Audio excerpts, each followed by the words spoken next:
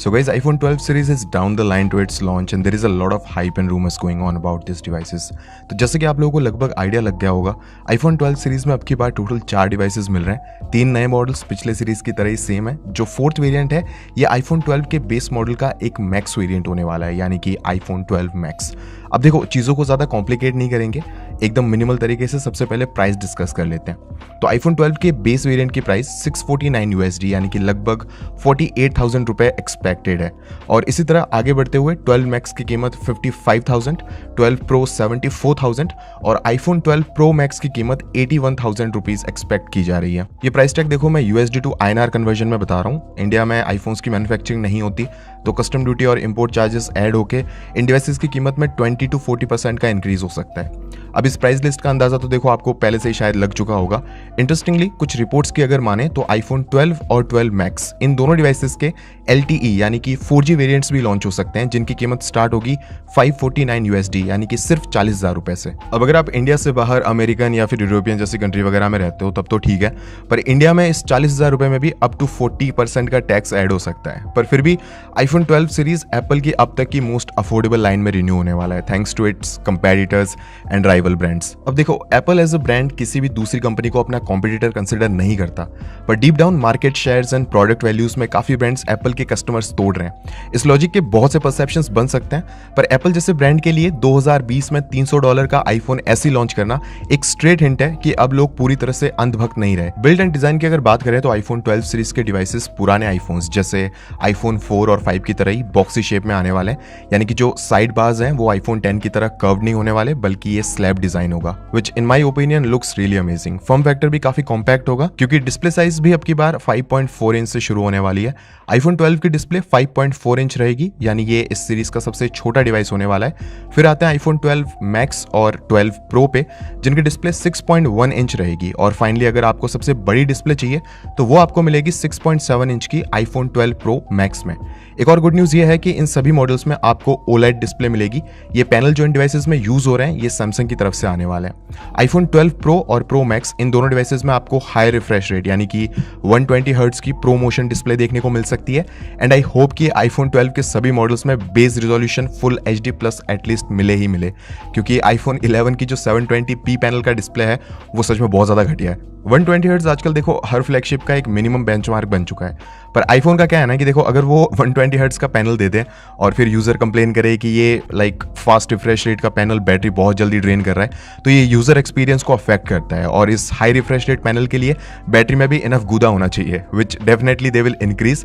बाकी जो नॉच है वो थोड़ी सी श्रिंक हो जाएगी और इससे डिस्प्ले का रियल स्टेट भी बढ़ जाएगा। टच आईडी मिलने के चांसेस भी बहुत कम है, चाहे इन डिस्प्ले ले लो या फिर साइड माउंटेड। फिंगरप्रिंट का होना फिलहाल एक एक्सेप्शन है।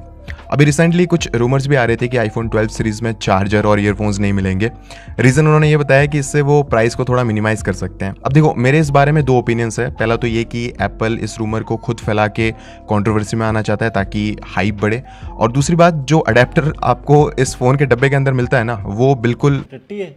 आपको वैसे भी एक फास्ट चार्जर अलग से खरीदना पड़ेगा, या ऑलरेडी आपके घर में एक चार्जर पहले से ही होगा, भाई बहन चाचा मामा किसी का भी, आप वो यूज कर लेना। अब iPhone 12 सीरीज में आपको मिलेगा इनका अपना A14 बायोनिक चिप जो 5 नैनोमीटर टेक्नोलॉजी पे बेस्ड है, और इनका ये नया CPU A13 बायोनिक से 400 मेगाहर्ट्ज हायर क्लॉक स्पीड पे रन करेगा, which makes the A14 13% faster. And Apple इसमें X66 5G मॉडेम यूज करने वाला है, तो 4G वेरिएंट्स को छोड़ के चारों डिवाइसेस 5G रेडी होंगे। कैमरास की अगर बात करें तो देखो iPhone 12 और 12 मैक्स में डुअल कैमरा सेटअप होगा। ये camera setup 12 megapixel at f1.8 wide and secondary 12 megapixel at f2.2 ultra wide lens के साथ आएगा। iPhone 12 प्रो और प्रो मैक्स में आपको क्वाड रियर कैमरा सेटअप मिल सकता है, जिसमें third module 12 megapixel at f2.2 का टेलीफोटो लेंस होगा, और fourth sensor 3D time of flight sensor होगा बेटर डेप्थ डिटेक्शन के लिए। कैमरास का जो अपग्रेड है वो मेजरली iPhone 12 के प्रो सीरीज में मिलेगा। साथ ही एक बड़ी चीज, वीडियो मोड में आप इसके मेन सेंसर से 4K में 240 FPS तक वीडियो कैप्चर कर पाओगे। दिस इज समथिंग जो अभी तक कोई दूसरा मोबाइल ब्रांड नहीं कर पाया। लेट्स सी कि iPhone इसे कितनी आगे तक ले जा सकता है। वीडियो में आगे बढ़ने से पहले गाइज मैं आप लोगों को डॉक्टर फोन व्हाट्सएप ट्रांसफर के बारे में बताना चाहता हूँ। इस सॉफ्टवेयर की हेल्प से आप अपने iOS से एंड्रॉइड या फिर एंड्रॉइड से iOS डिवाइस में अपने व्हाट्सएप की सारी चैट एंड सारा डेटा सिर्फ एक क्लिक करके ट्रांसफर कर सकते हो।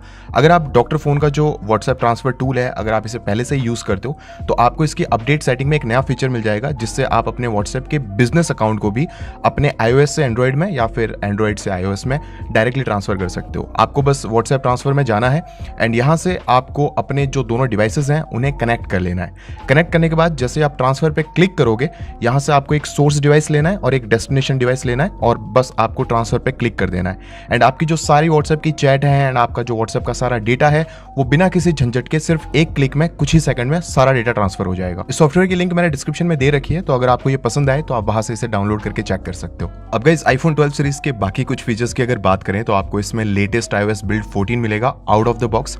iOS 14 भी अब एंड्रॉइड की तरह काफी कस्टमाइजेबल हो गया है। वाटर एंड डस्ट प्रोटेक्शन के लिए इसमें IP68 सर्टिफिकेशन भी रहेगा और बाकी सारे आईफोन्स के जनरल फीचर्स तो इसमें मिलने ही मिलने हैं, जैसे दोस्तों के सामने चौड़, समाज में इज्जत, और मिडिल क्लास बच्चे अगर इसकी डिमांड करेंगे तो घर वालों की तरफ से फ्री की चप्पल सीधा मुंह पे बजेगी। और फाइनली गाइस अगर इसके लॉन्च की बात कर लें तो सितंबर के एंड तक इस डिवाइस की एक्सपेक्टेड रिलीज डेट है। अभी तक फिलहाल कुछ कंफर्म नहीं हुआ है, ये स्पेसिफिकेशंस भी फिलहाल रूमर्ड है। So that was pretty much it for this video guys. I hope कि आप लोगों को वीडियो पसंद आई होगी। अगर वीडियो पसंद आई तो वीडियो को लाइक कर देना।